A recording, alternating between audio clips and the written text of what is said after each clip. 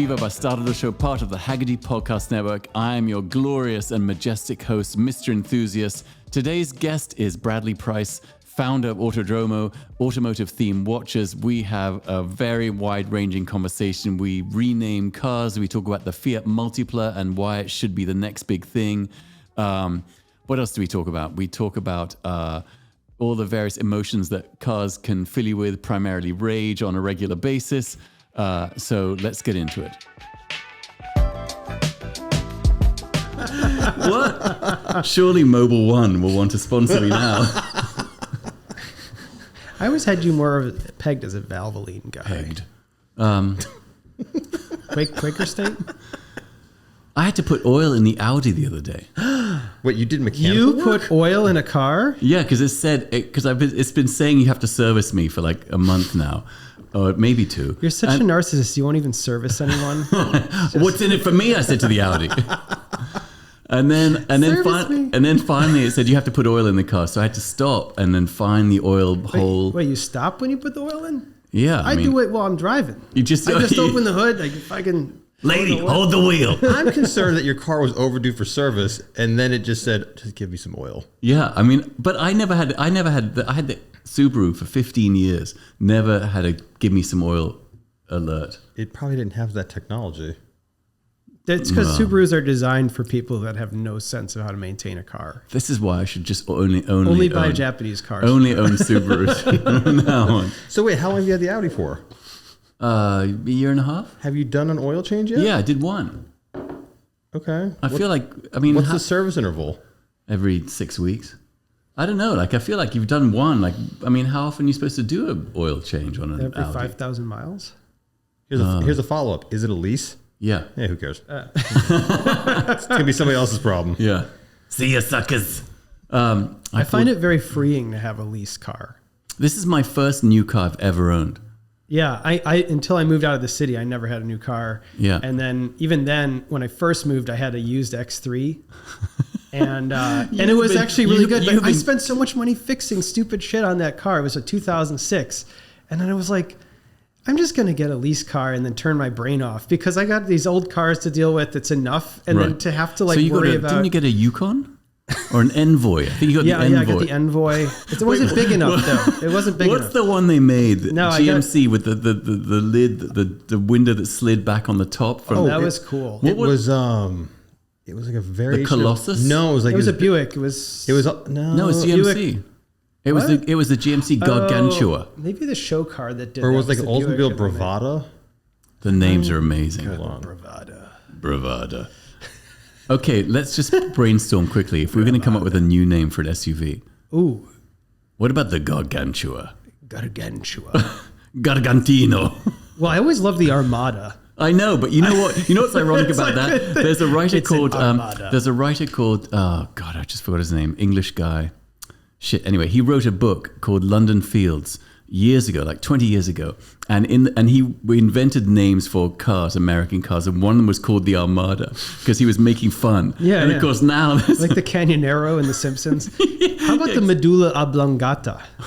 That's the long wheelbase. Is that a song? A police song? I don't know. That'd be the long. Matt, that would be the long about. wheelbase version. What? Oh, that's right. Yeah, I like that. I think. What about the Cadillac Gulliverian? Gulliverian. Yeah. See, I'm onto something. Cadillac had good names. What? You know what they had pisses the me off Eldorado. is, why won't they bring back the Eldorado? That's the thing that drives me crazy. They just announced they want to do this super high-end car. I've been saying for years. To anyone who will listen, that Cadillac should do a super premium car that's called the Eldorado, period. Just made of gold. Eldorado. Yeah. And it's like $300,000. It's like a no apologies, like fuck you car. I actually and think they would sell a ton of them. You know who'd buy one of those? Like Tommy Two-Tone. Anyone in the entertainment industry. Is that his name? Bradley, for the record. Tommy Hilfiger is what it is. For the record, Bradley has refused to do his voice, some of his comedy voices. I want this to be noted in the legal record. Hey, wait a minute. What about the Lyric?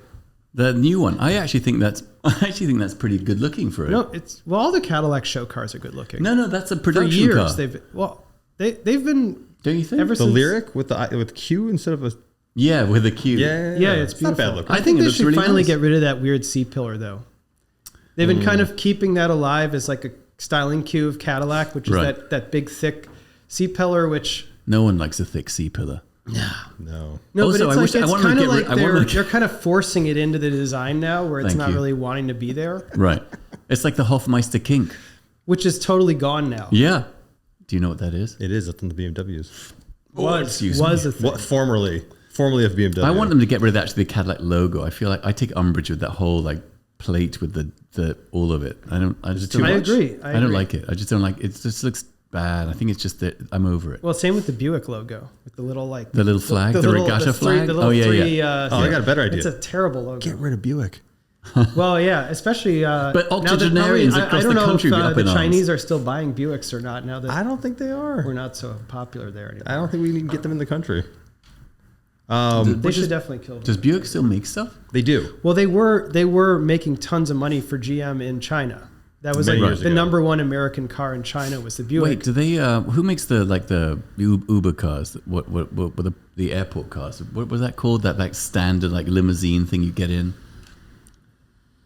Like a yellow cab? It was a horse-drawn Are you talking buggy. about here or in China? Here, not here. China. Here. Oh, you mean the NYC cab? Oh, the Nissan NV200? No. Oh, you're No, talking about no. the weird one? That No, the didn't really- regular like black car that was it Buick? Lincoln, was it Lincoln yeah, Town Lincoln, car. Continental? Lincoln, Oh, Lincoln Town car. yeah, That's yeah. it. Yeah. Yeah, Okay. Panther Not platform. a Buick. And then the Lincoln Continental. Matt wants to get us onto some kind of. Well, first of all, I was going to tell you right now. Buick offers the Encore, the Envision, and the new Enclave. Is there a car called the Applause? No, There was What an applause.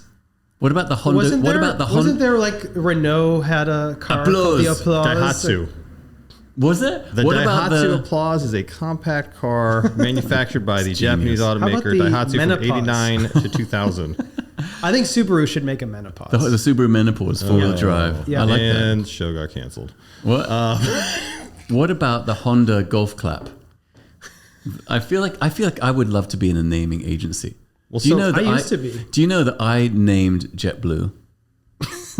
No, I'm not you? joking. What? I did. When we won JetBlue, we were the first ad agency. And they had to come up with a name, and so we spent like 3 months. And every time we come up with a name, they'd be like, "Okay, picture on the front of a cover of a newspaper if there's an accident." So we had like egg, which we really loved, and they were like egg cracks, or so. Right, you gotta That think was like, the fun part, If probably, I'm the New York right? Post, what is my headline going to be? Yeah, exactly. Yeah, Right. reverse engineer off of that. What's the worst possible thing? And then we came up. Well, we had blue, and then they added the jet bit to it. That's the only thing. So you named Half JetBlue. of he half of named JetBlue. half of JetBlue. Half. Me and the people I was working. You with. named a color. Yeah.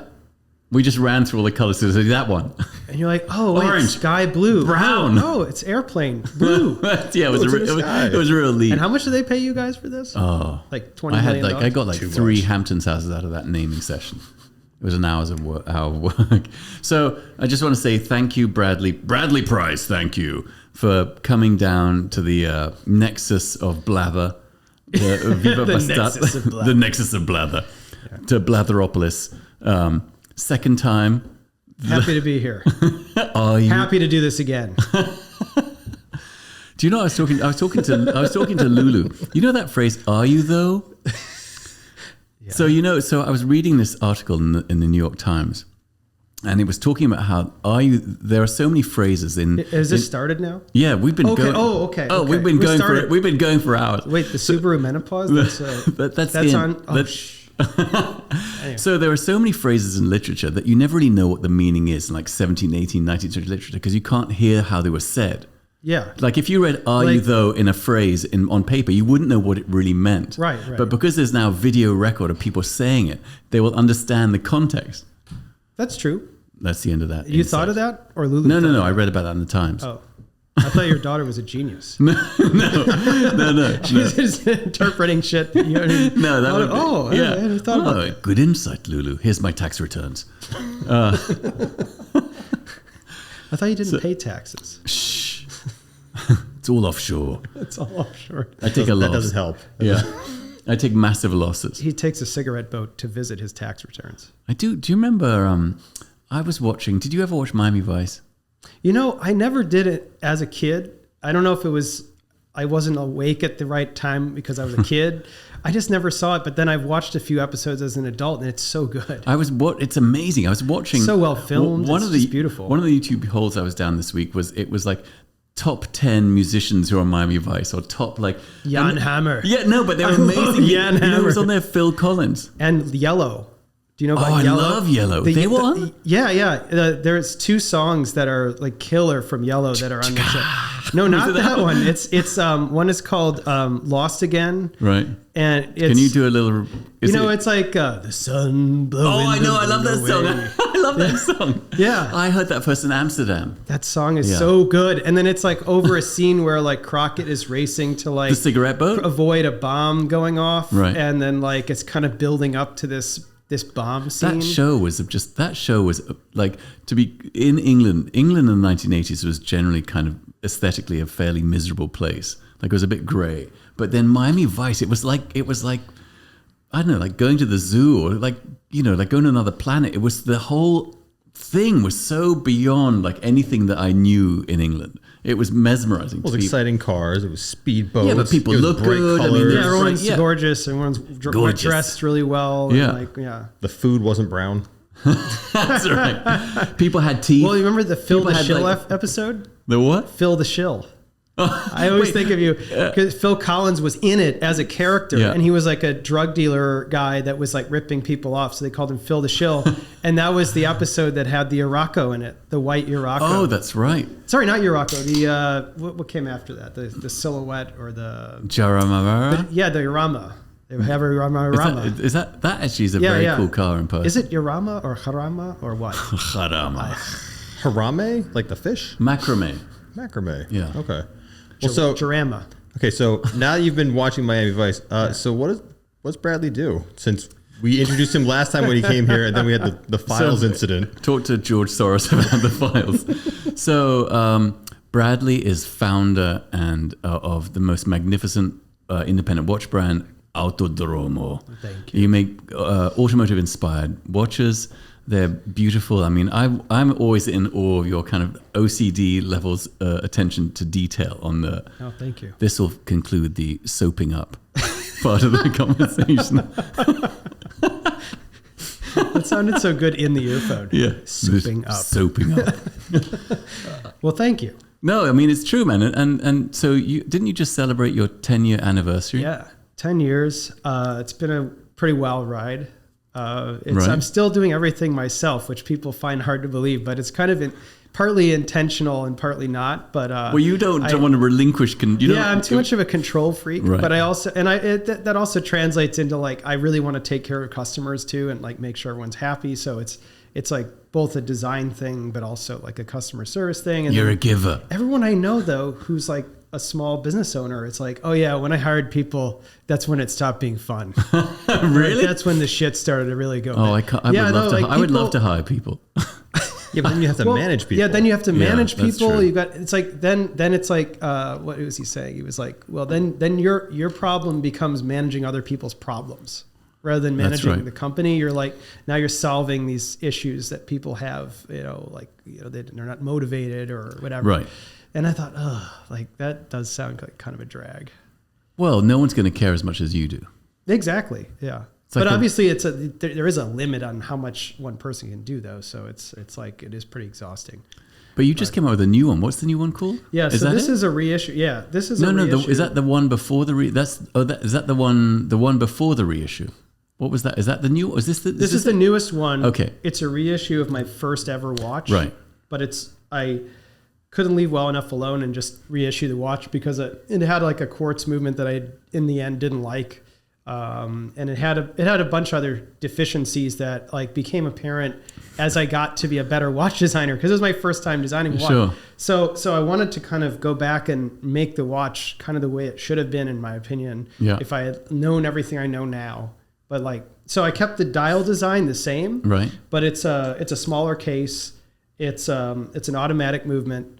And it has a sapphire domed crystal, and then there's this high gloss black dial, which is my favorite part of the watch because it's like it just very black. It's like it really. Right. Is it it's not Vanta black?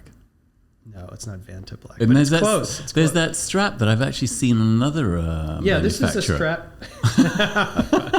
Savagery. No, I say that get so because mad because so many people have been biting off of this strap, like other brands. But that what happens it's is that- becoming a common thing. But like, But what happens is the guy will cut and paste the shot of Bradley's strap and then put it on his watch. that literally happened. I won't name the brand because God forbid they should get any publicity. But this God guy, forbid. he literally took genius, our man. press photo from one of my watches and that's he nice. pasted the strap Yeah. onto his shitty rendering of his watch. Right. And I took the photo and scanned it and I overlaid it and like the leather grain matched. It was no question. It was literally, he took our press Yeah, but photo. Bradley, you've got to support the little business owners and startup I'm businesses. trying to man. give everyone a leg up. But Again, customer service. That's right. You like to help out, man. So look, let's talk about cars because I know that's of a passing interest to you. it's a pass. Unless you want to discuss things you're watching on YouTube. Are you watching anything on No, YouTube? I'd rather talk about cars. Okay.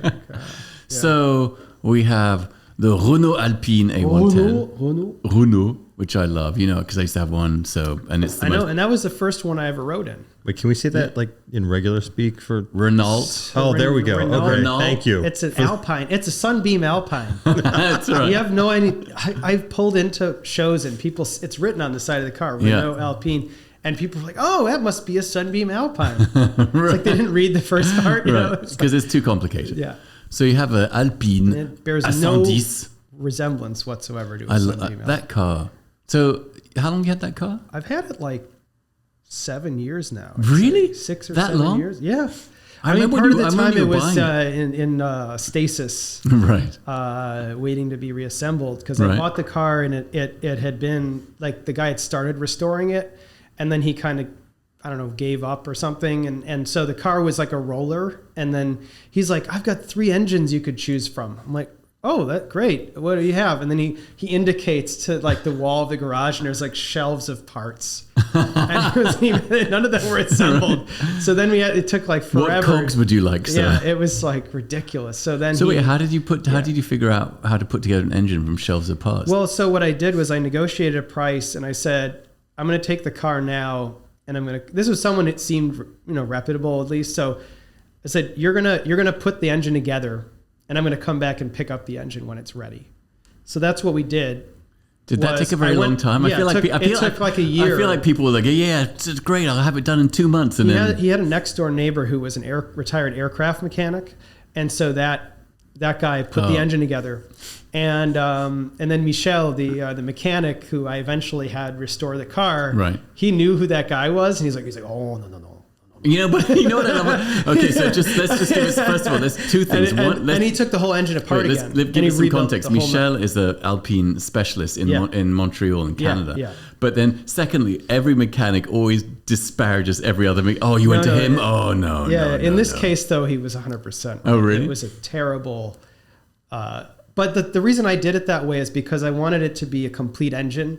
So even if it was assembled poorly, I knew that it had everything. Right. That I wasn't going to get this box of parts and then we get halfway through and it's missing some important thing you can't get. So that was the reason I said I want an assembled engine delivered. Right. But I never really expected it to be like, crate motor, you're going to fire it up. I think that was smart, man. Yeah. Because that cut like maybe a year off of the insanely long time. that's right.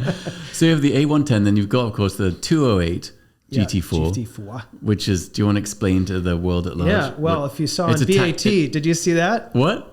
Did you see that? Oh, the one that did like 220? No, but there was a 208 GT4, which is that was the Italian That's the market car. Dodge car. They only sold them in Italy. They made 840 cars, and it was designed to avoid a tax on cars of 2 liters and higher in Italy in the 70s. And so basically, it's underpowered compared to the 3-liter car, but it is the Euro car. So it's got the Euro bumpers and it's beautiful. Sure. So, and then everything is changed from silver to black or vice versa. So on the 3-liter car, the silver dashboard, on my car, it's black. Right. On the 308, the grills are black, and on my car, they're silver. I didn't know that. So everything is reversed. And I happen to like the exposed silver grills a lot more. Sure. Anyway.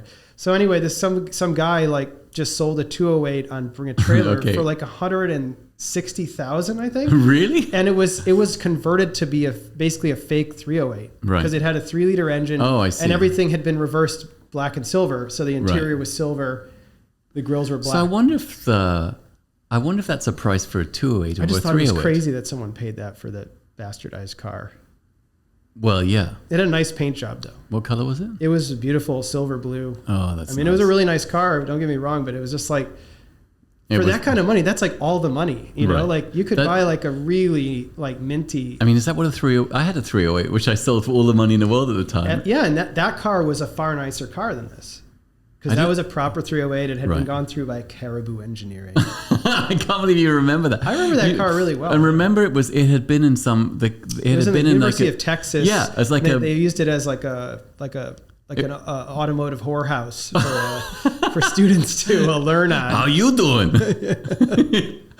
So you got the 208, the Alpine.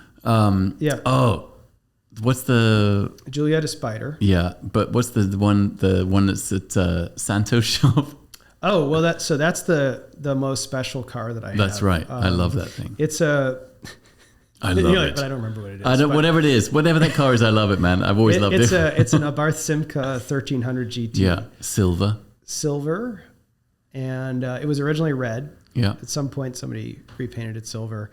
It's got really amazing history. It was in the Targa Florio 3 times. It has a lot of hill climb history. Didn't it also do the Gumball 3000? Yeah. It was actually wrapped in a chrome foil. Yeah, Team Salamone used to run that car. I actually kind of love that guy. I've seen him driving around Brooklyn in those cars, and when you see them on the road in Brooklyn, it's amazing. Someone referenced him on Instagram on my feed, and he immediately answered. Like I feel like you should get him on this show.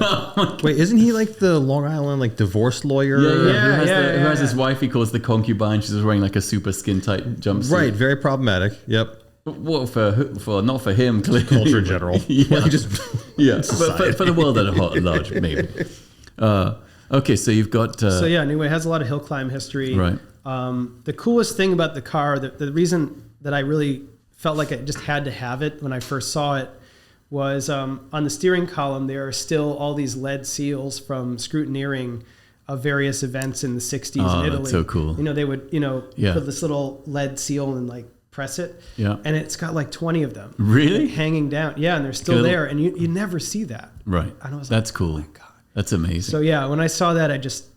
That's also kind of genius that over the 60 years or so that it's existed, that people consistently made the choice to leave them. Yeah. Well, it was lucky because the car ended up in a museum. Oh, I see. it was basically, I don't know exactly when it was sort of decommissioned, but it was in the Rosso Maranello Museum in San Marino for probably 30 years. And so it didn't get raced, it didn't get crashed, it didn't get like messed up in the 80s right. when people were messing up cars like crazy. Right. So it was really lucky that this guy had this car. Is that car ready yet or? It's actually really close. It's really close. You know what I always love? You know the Nut King? Yeah. So we have a mutual friend called the Nut King who he buys and sells nuts. It's not a medical reason. And he always jokes with me because every time I have a car that's being fixed, I'm like, yeah, it's just 2 more weeks. Just 2 more weeks. And then it's always 2 more weeks, but that stretches out to like 6 months. So what happened to my car, it was actually running and driving. Right. I rode in it. I didn't get to drive it yet because I wanted to not be responsible. It was like the very first time it was being driven at all. So I rode in it with our mechanic, and it was great. I mean, it sounds amazing, and it wasn't tuned yet. It was like popping a lot and stuff, but it made it kind of more exciting. Sure. So anyway, he was going through and starting to tune it and stuff, and it was like, oh, this is really almost close to being done. And then they kept having oil in the water. Right. So I was like, oh no. So they took the whole motor apart, and it turned out that there was a sleeve that was done in the past, like a sleeve job to fix one of the cylinders. Right. And it had developed a really fine crack, and so the car had to be the motor block had to be re-sleeved. Right. And then they sent that out, and then the guy broke his arm, the guy who was re-sleeving it. So it was like one thing after the next. So anyway, has it been re-sleeved? No, he's still working on that. So. It's just a couple of weeks. Just a couple more weeks. So is that the full, and then, BMW X3. Yeah, that was a really special one.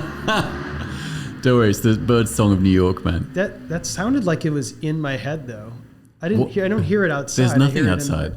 It's all in your head. Oh, okay. So wait, what is that? Is that the full panoply? The X3 was great. The full cavalcade? It totally You keep shit the buying- bed so fast. Did it? I would never buy a 4-wheel drive BMW that era. I'm sure some of your listeners would be like, "What? Those are bulletproof." It's like, yeah, the engine is bulletproof. Didn't you but buy then that to tow the track car? I did think I was going to tow with it, but did not. But I did not. No. I would not tow with an X3. No, because the transmission is the weak point of that car. Just and it's too it's small. I had to sell it or I had to get rid of it, I should say. Did you donate? I traded it in when I got my Volvo V90 wagon. Do you still? You don't have that anymore. I have it, yeah, and I put Is a that third nice to party Blower? hitch system on it. The NOS. So I have system? trailered with that because Okay. it's an XC90 underneath. It's exactly the same car. Is that nice to drive? It's not a sports car. Right. It's very. but it's a wagon. It's very soft. The suspension is very soft. My wife likes driving it. She's happy with it. I enjoy driving it on the highway. It's very comfortable. It's like beautifully appointed. But no, it's not a great handling car in my opinion. Well, I'm not sure it's designed to be. I mean, yeah, like it's not, I don't think the Swedes went down to like Nürburgring and were Yeah. like, all No, right, but so if you let's say you've got a BMW X5, I mean that's a much better handling vehicle than the V90. The Audi is really nice to drive, except for all the constant issues I'm having with it. if only we could pinpoint why you were having issues. No, It's like all the problems I'm having servicing. since I got the car, I've always had electrical problems. Like, Oh. and then they just disappear. Like, oh, the driver's side blinkers out. Oh, the passenger airbag doesn't work. Oh, and it's just all this stuff. Oh, I know what it is. What is it? Rats. Do you think it could be I rats? read this article in the New York Times about how common it is for rats to sleep in your. Oh, I read that engine article. bay Yeah, at I read night. that too. Right, they've gotten a lot more aggressive in like their nesting habits. Yes. Yeah. So that's probably what It's it probably is. rats. Oh, Speaking of, oh, wow. That was very vigorous. So what you did. I'm really tired. Of that. Don't give yourself a seizure doing that. There's like a. It was like this sort of grandmotherly wave. The lights go out, and then the sensor has to get triggered. So So you wave your hands around. Wave your hands like around. you just don't care. But wait, where do you store the Audi? In the public lot.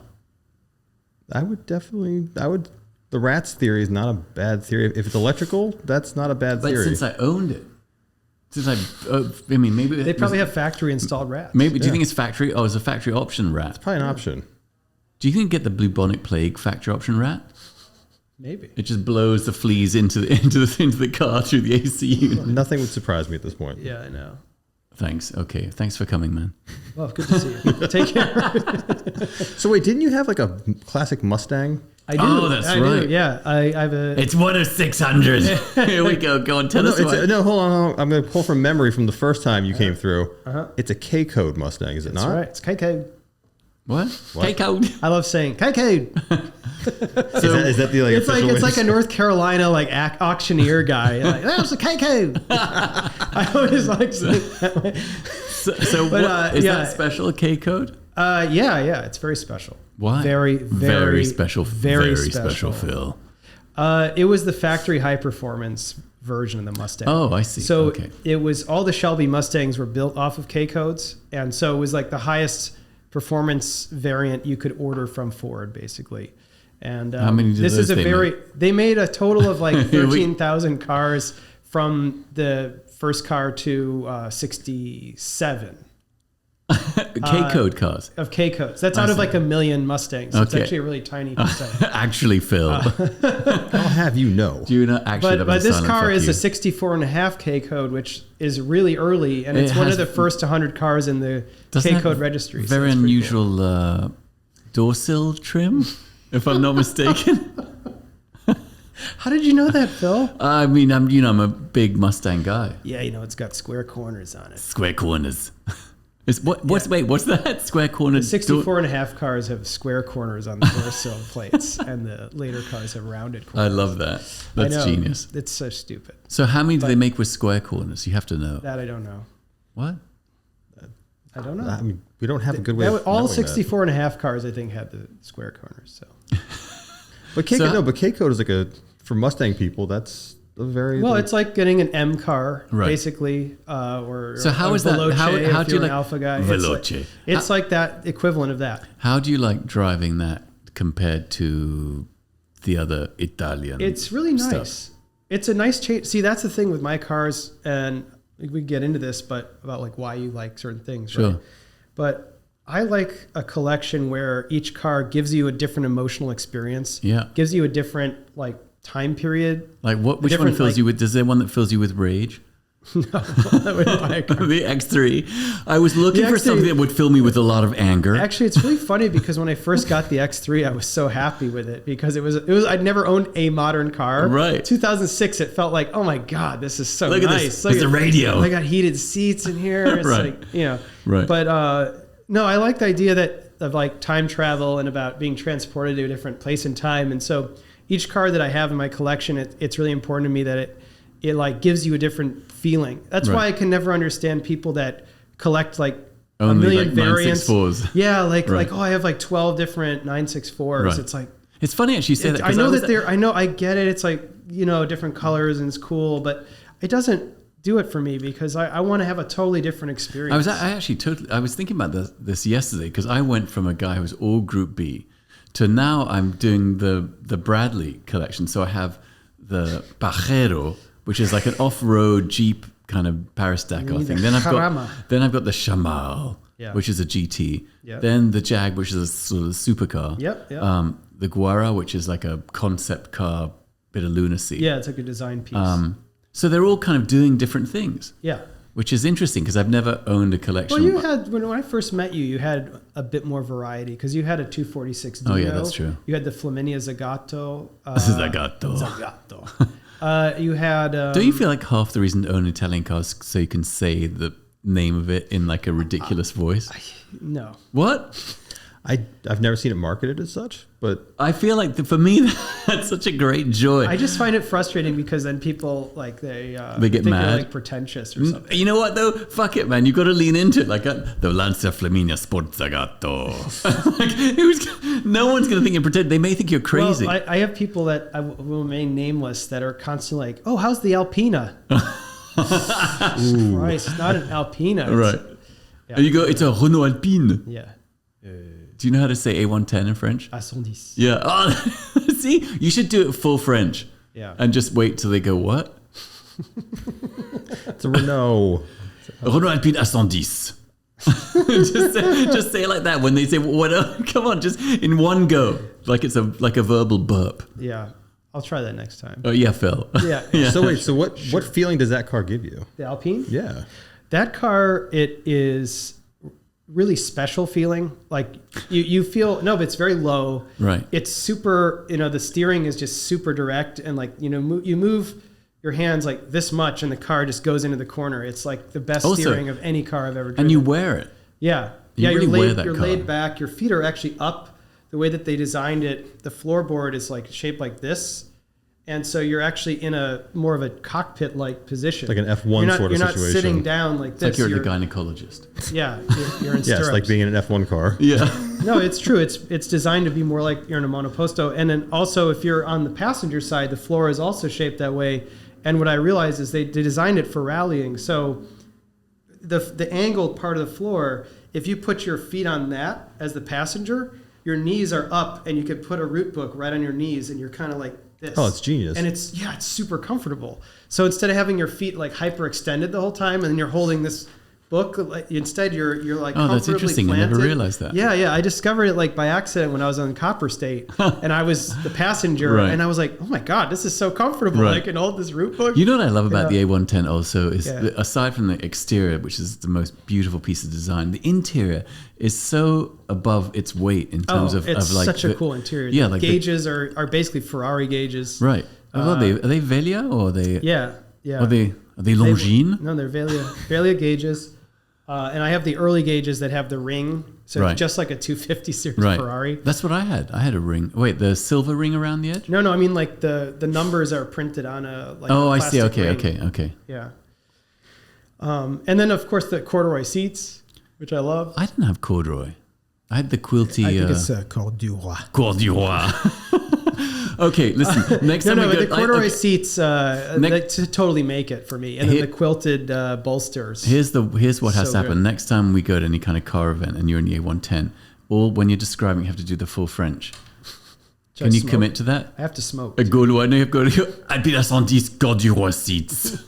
Come on, you must commit to it. Can we get it on? Okay, I'll get it. All right, fine. Thanks, man. Because you're the man of 1,000 voices.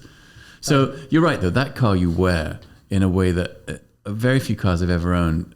No, it really is a race car on the road. And actually, that I bought this French magazine that had a comparison test between the Alpine A110s and the Porsche 911. Okay.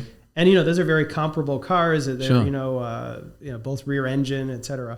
And they were basically, it was being very French. It was like, well, the 911 is very bourgeois and very comfortable. Right. But this is a bolide for the road. Bolide is an amazing word.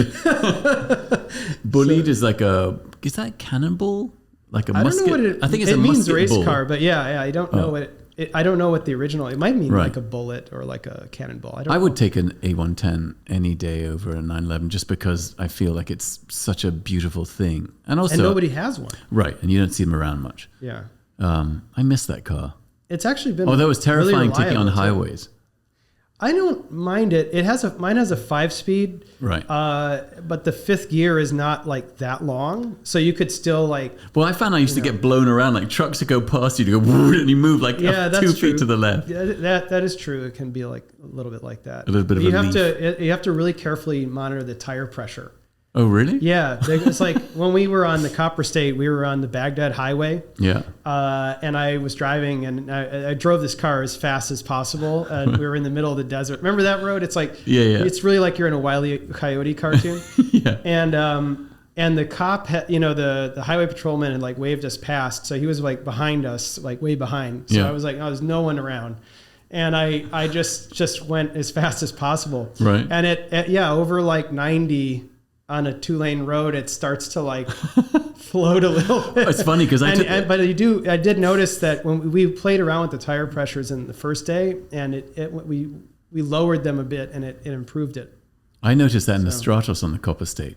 Like at 80 or 90 miles an hour, it felt super light in the front. It was really alarming. I would think so. I remember looking at that king go, okay, you know what? Maybe we should take it down a notch. Yeah. By the way, bolide? Yeah, what does it mean? What does it mean? Racing car. Oh, shit. Direct translation. Well done. But I don't know what the origin of the word The is. etymology, Matt. Etymology. Oh, I didn't. I just did Google. Hello. I think you're probably right. You're probably right. Race car, yeah. Are there any cars you regret that you've had that you regret selling? Well, I had The this X3. GTV6, which was my first car that I ever bought like by myself. Like I had lived in New York for a number of years and no car, as one does, and and I just really wanted to have a car. I just was like, oh, I need to have a car. I want to go driving on the weekends, and I had like a $5,000 budget.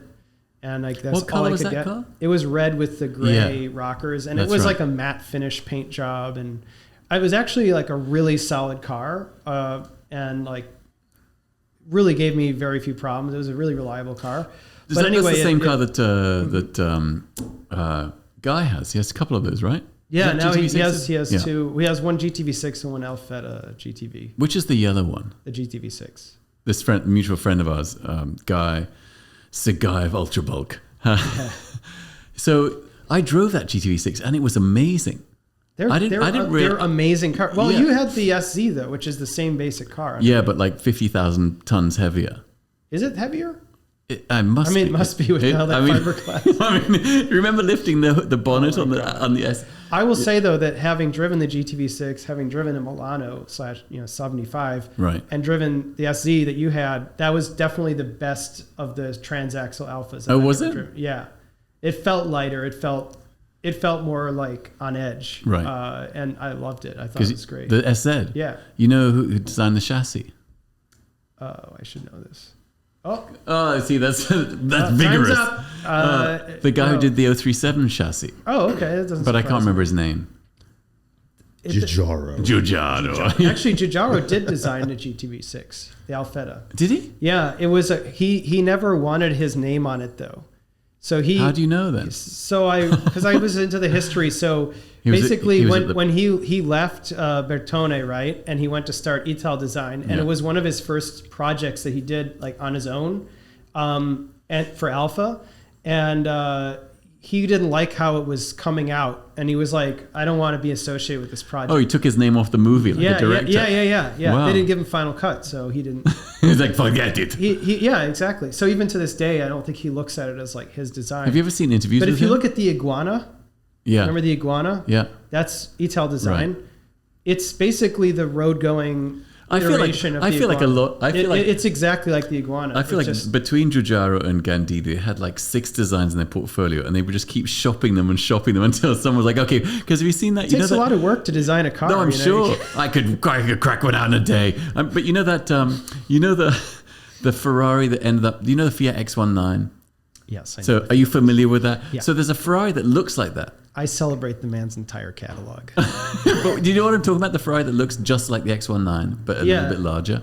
You mean the 308 GT4? No, a concept car. Oh, the Rainbow? Yes, that's it. Yeah. It's just like the X19. But that came after the X19. Did it? Yeah. You can check. The Rainbow, I think, was from 1980. The Ferrari Rainbow? The reason they did the Rainbow was I think Bertone wanted to get the project to design the car that came after the 308 GT4. So they reskinned a GT4 with that body, and it had this weird roof that went like this. That's why they called it the Rainbow. Yeah. And I think that they failed to get the project, and then Pininfarina made it into the Mondial, which is the car that came after the GT4, which is not my favorite. No, design. I want a Mondial. I don't like the side vent. I love those. It looks like the vent that's inside the dryer that like pulls the air, the like plastic vent. You think you take it out and there's lint until you got to clean the lint off? You pull it off and you like take the lint off. I think that's the air cleaner. It's got the only wool air cleaner that you. There's always a sock stuck to the inside. Yes. I actually think that the Mondial Coupe, like a silver. Especially if it's the T, the later one with the body color bumper. Yeah. I think that's a really nice looking car, with maybe a tobacco interior. The interior is nice. I like the seats; very cushy. Yeah. Well, I've gotten obsessed now with like Bentley Arnages and stuff. Yeah, why is that? Because I'm approaching my dotage. I really want to see this happen because I love those cars. I like them too. There's nothing wrong with them, but I can't get interested by them. Well, that's because you're 10 years younger than me. You're in your 60s. Yeah. so here's the problem. He's going to get that car and he's going to go full Bastardo. Bill Murray and Rushmore. See, that's the only reason I think it's cool. Is because of that movie. You're going to run over kids' bicycles with it. There you go. Like you were going to become a full bastard, not just a bastardo. Right. I forgot about that. That's good. I could take it to the burbs and run over kids' lawn toys and stuff. Yeah. That's good. Let's make that happen. Can we get a sponsor for that? I just feel like Bentley? it's Mobile One. Just feel like you have to have one like ironically. Yeah. Well, you know what actually I've been thinking about? I feel like color absolves a lot of sins, the right color. Like I was thinking about, we were talking earlier about Tyler, the Creator. So he has all these pastel colors. He just got an 80s Rolls, but in this pastel yellow. Oh, that's a nice color. And I was like, why don't you get a Camargue? Well, I think that's what he got. That's a cool. So if you're going to get one of these geezer cars, that's what I'm saying. Like, I think if you get like an 80s there car, was a black Camargue for sale. Years ago. It was owned by Sammy Davis Jr. And it was like cool. Bonhams had it, I think, and right. It was like nothing money too. It was like, I don't remember what it was. It was like 30 grand or something for like a freaking Rolls Royce Camargue owned by Sammy Davis. Like, how can you say no to that, right? I just thought that was so cool. If I just had unlimited resources in space, I would have just been like, a Sammy Davis Jr. car, why not? Yeah, why not, right? And it was gorgeous in the black. But that's the thing, though. Really good in black. That's the thing. If you get like dark red interior, if you get like a weird pastel, then suddenly it absolves you of all sins. Like if you got a Camargue, I love saying that word, in like whatever, like a pastel, you would like a violet, like a light. People would never think you were a dick driving that car. Was that the real color? The pale yellow that he got? Well, I know he has that 131 Abarth that's in pink, which can't possibly be that's original. They made 3. No. But then he's got shenanigans. Then he's got the Lancia Delta in baby blue. Okay. I think that takes balls, man. I really admire that. I respect that. So if we get you on the Bentley train, Yeah. right, and you get your little two-door Bentley of sorts, Le train bleu. The Bentley. Le Bentley. Bolide. What weird color would you do?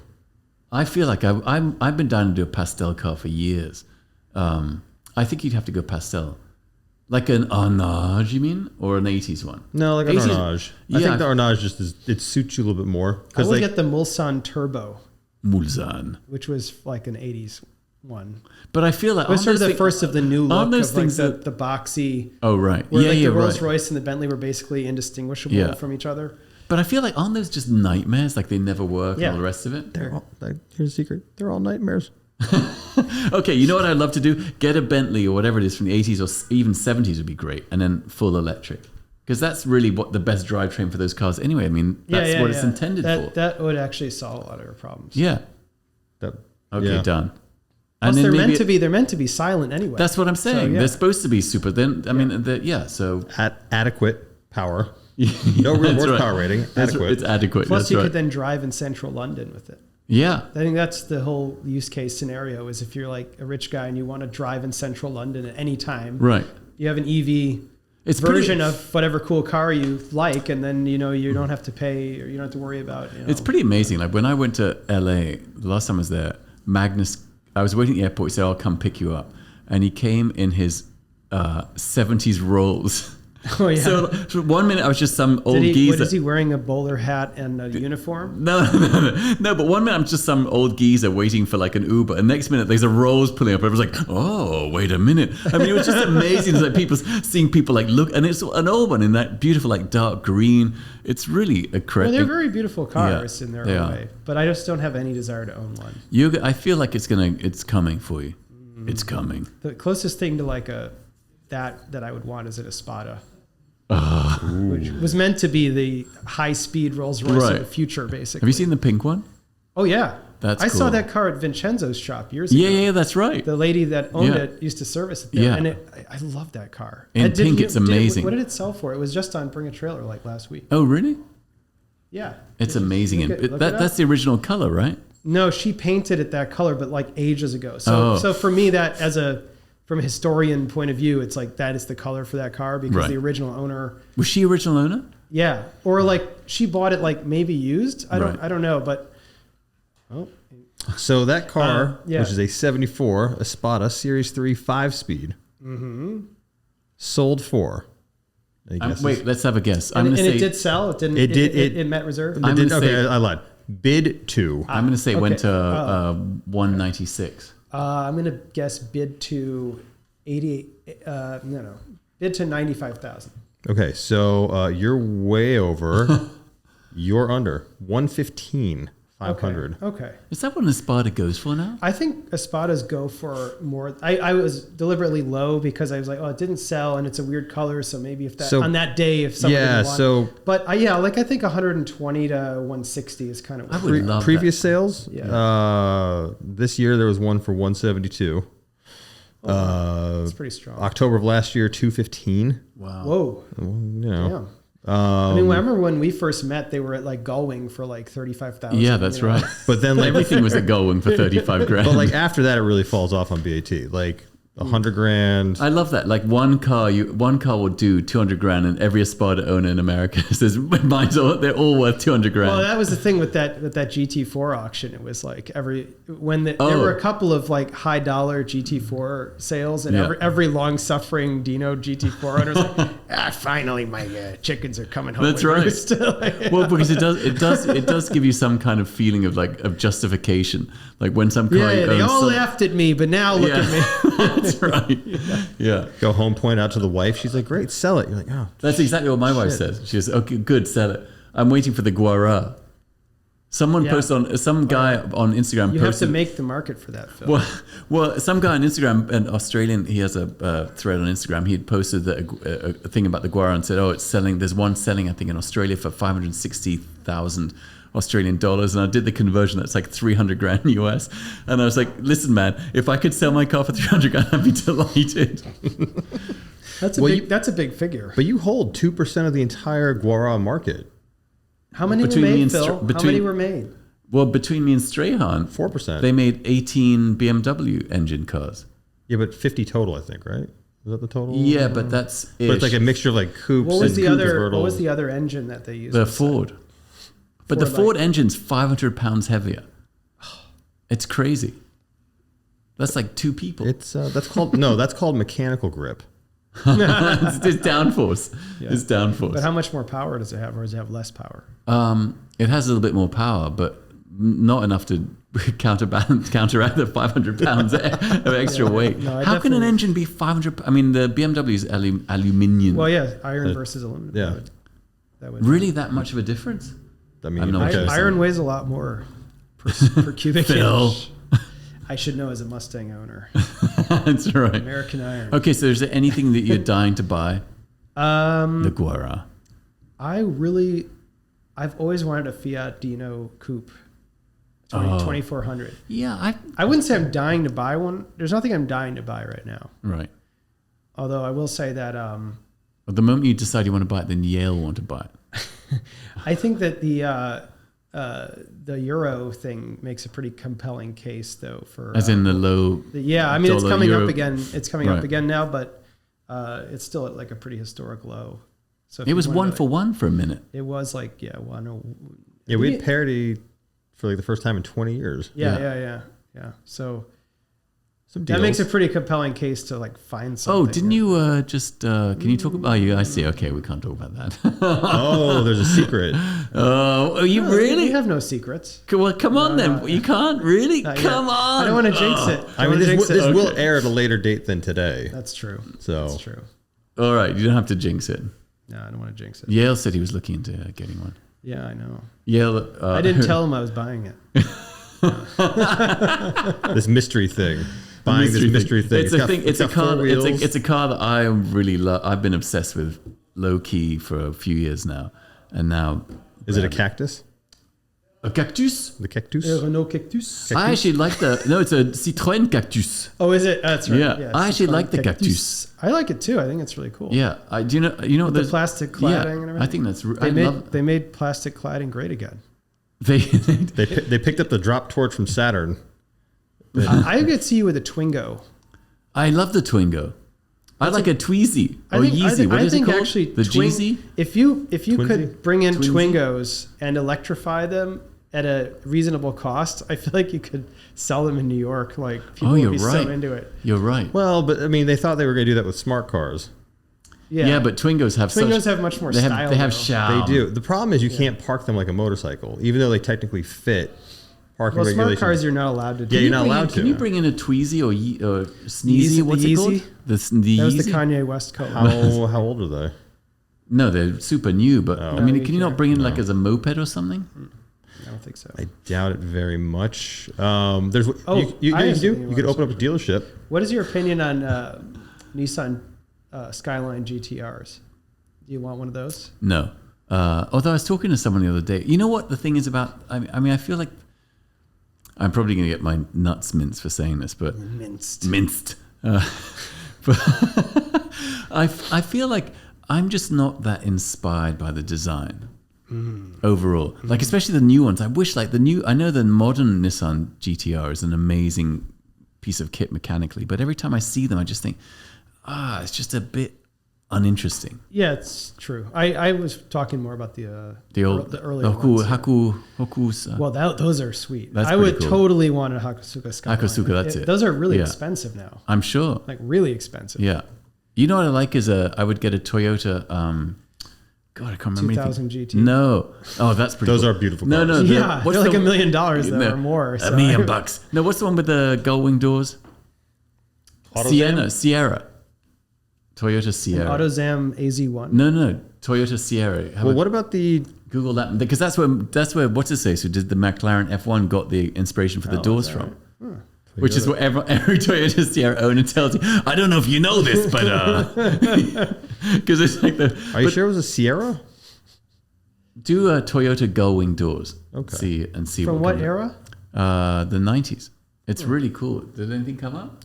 What Toyota has butter? Oh, the Serra. We Serra, spelled it. Serra. Yeah, S-E-R. Yeah, It's the Richard Serra edition. It's made of The doors are iron and it's made of. It's very heavy. It's very heavy. Yeah, It's kind of rusty. Yeah. What about the GTR that was done by Ital Design? Bertone or something. No, it was Ital Design. It was Ital Oh, Design. they just did that, right? Yeah. A few years ago. I mean, I thought it was better, but I still didn't. It still didn't. All these ads on this page I pulled up, but like. I mean, I think it's better, but it's okay. Yeah, it just. I don't know. The back there's a lot going on. Yeah. They were also something. I mean, there's insane, also like, that new DeLorean they just did, which is horrific. Yeah, I don't. You know, I love the DeLorean. Yeah, I love the DeLorean too. I think it's a shame that it's associated with that movie. I always say the same thing because it made would it be a joke considered car. like a design masterpiece otherwise. I actually think it's one of his best designs because there's really it's pure. there's no bad angle on that car. Yeah. Every part of that car is genius. And you see it. There's actually one that lives in my hometown. Really? Yeah. And it's just like occasionally just parked on the street for no. So great. And it just sticks out like it's like whoa, like it's amazing. It's no, crazy. I'm with you all. I say exactly the same thing. If it had been just some car that people sort of forgotten about, then it would be amazing. Yeah. Because now it's just a joke movie car. Yeah, and also people like there's a lot of like groupthink. This is another thing about like I could go on about, but I just hate how groupthink permeates certain subjects and like in the car world, and then everybody says, oh well, you don't want one of those because da da da da da, and you're like that wasn't even true. So about what? I'll give you an example. About I was the just DeLorean? It was a shitty car, like but the I've engine heard it was, sucked, had no power, and was that all is that that stuff. is that not all But kind of like, true? But who cares? It's like an incredibly cool car. Well, look, I mean, I own like the peak groupthink car, the 220. But like, does it have to be? I should have been a V12. There's no car from like 1980 that had tons of horsepower. Period. Like maybe. Well, that's not well. There's probably like one or two. But hang on, it's not. I don't even know how much did the Countach have in 1980? Yeah, but it's not a tons of horsepower thing. It's that car was also super heavy, and it was a Renault engine. Yeah, it was a Volvo. It was the BP, the VSD or whatever the hell they call it, engine. The PVD. Yeah. PCP. Yeah. Yeah. So it was the DVD. It was the DVD. It was the DVD. Yeah. It was the HDML. That's right. Engine. It was the 6-cylinder Bluetooth. 85 Countach, apparently. 85 Countach. According to the internet search here, 449 horsepower. Okay. That's a lot of horsepower. You know it had a lot of horse? But I think that the Chamal. 320. Chamal, that had so the Chamal was one of the fastest cars you could buy for any price when it was new. Yeah. It was a really fast car. It's a really fast car. But I'm just saying now. that like, yeah. But what I'm trying to say is that like by 1980 standards, right. How much horsepower it wasn't like a common thing for lots of cars to have lots of horsepower. It just wasn't common. I know, but the DeLorean, even like the I new think, Corvette from like 1980 didn't have. I think the problem with the DeLorean was it was 130 horsepower. Yeah, that's like a typical. I mean, here's the thing. It had fast car styling, right, and then dog shit speed, right. So that's the problem. Like dog shit. Yeah, like you didn't get what you thought you were getting. But like, does that make you not want to own one? No. I mean, no. Look, like, what are you going to do with that car if it had 300 horsepower? The problem with owning one now is that everyone thinks you're going to show up dressed as Doc Brown. Right. It's totally and have true. like a bunch of props. Yeah. Oh yeah, no, that's totally the problem. That's exactly right. Like that's why that film. Do you know originally they had planned to use a refrigerator as a time machine? Yeah. And then they were worried that like kids would lock themselves in the refrigerator and kill them. So they went and got a DeLorean instead. That's exactly right. I do remember that it was sort of a joke that it was a DeLorean. Like at the time. Oh, maybe. It was kind of like, oh yeah, they got a DeLorean. Well, because the DeLorean was... I remember my dad kind of being like dismissive about it. Well, because the DeLorean was a failed company. Yeah, it was a failed company and the car had gotten such shit reviews. Well, that whole thing about him like with the drugs and stuff. Right, he was trying to make a drug... He was totally entrapped by the FBI. I've met Mrs. DeLorean. Did you? A couple of times. She married a guy I know, a car geezer I know. So she stayed on theme. But I mean, he was like entrapped basically, and then still people are like, oh yeah, he was a drug dealer. It's like he was not a drug dealer. He was trying to raise money for. He was just company. doing a couple of bumps. No, he was a VC guy. Basically, yeah. He was just investing in a pharmaceutical company to make a return to then finance. He just needed a little pick me up, and he was sleepy. There's just a lot of groups. But there's always groupthink. I mean, that's what's fascinating about cars so in particular, tiresome. is that they follow these sort of, like, look, I mean, it's with the Chamal or the 220, these mythologies follow cars for decades, and people just kind of repeat them. Like, I know, it's a liturgy. I hate the like repeating. it's like they're priests in the church repeating this liturgy about a car they've never owned, never driven, never seen, but Yeah. but somehow all these mythologies I know, are it drives real. me absolutely insane. And like it's like, and if you go back to the source of it, it's usually like a British You know, it journalist. is George Soros. It's a British automotive journalist who hated it in the 70s. Yeah. Like the Dino GT4, like maligned for so many years. that? Yeah, they like the auto car review or whatever said it was ugly and whatever, and then there was like, Yeah, but everybody said they were ugly. Didn't It's people like driving that car though? Yeah, Because that's a really great driving car. it's a great driving car. Yeah. But Well, also, but I get, you know what though, I totally understand why people. or like the whole thing about Italian ape. Oh, with the you know, long arms. Well, like that like Italian cars have terrible driving position because some fucking tall English guy like 30 years ago, 50 years ago was like, oh, I can't fit in this car. And it's like Italian ape. Hang on a minute. It's like, all right, hang on a minute. It's like, It is true. It is true. They fit me perfectly. That's because you're an Italian ape. I am. Well, I'm not Italian, but I am an ape. But I fit perfectly in You're those cars. hirsute enough. You're Simeon-esque. But it's true that I always have to, like, in the Chamal, like, the steering wheel could be like 2 inches closer. I could do it with a couple of extra Yeah, but inches. you got to hold it at the bottom. That's the key. What? That's the Italian style. Is it? Yeah, well, I was reading Where'd you this read thing- that? In a magazine in the 70s? Yeah.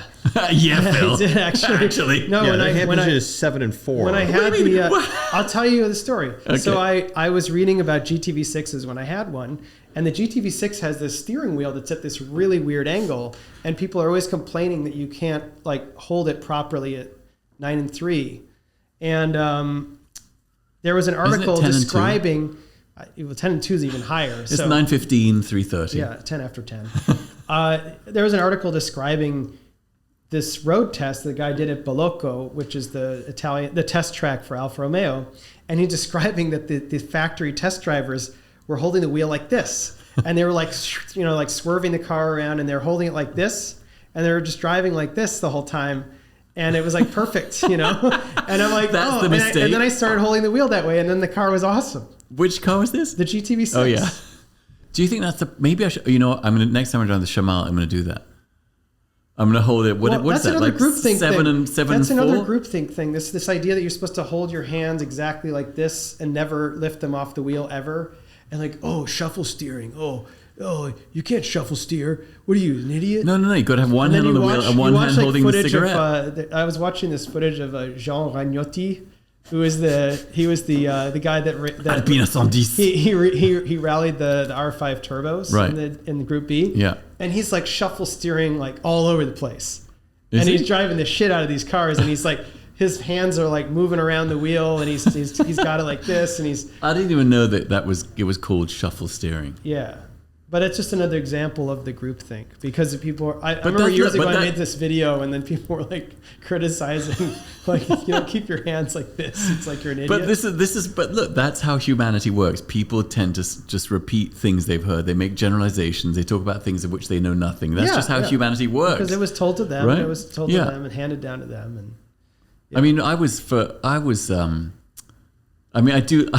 Some guy I know has a 220 and he posted something about it and he said, let's just wait to see how long someone in the comments says it should have been a V12 and a gull wing and 4-wheel drive, you know, and the comments are coming in 5, 4, 3. It's really funny. But it's, I mean, it should have been a V12. It was supposed to be. With scissor doors. It was really supposed to be. It was, yeah. See? Do you want to set Tom Hale off on a really huge rant? Just say that. I know. It triggers him. Yeah, it does.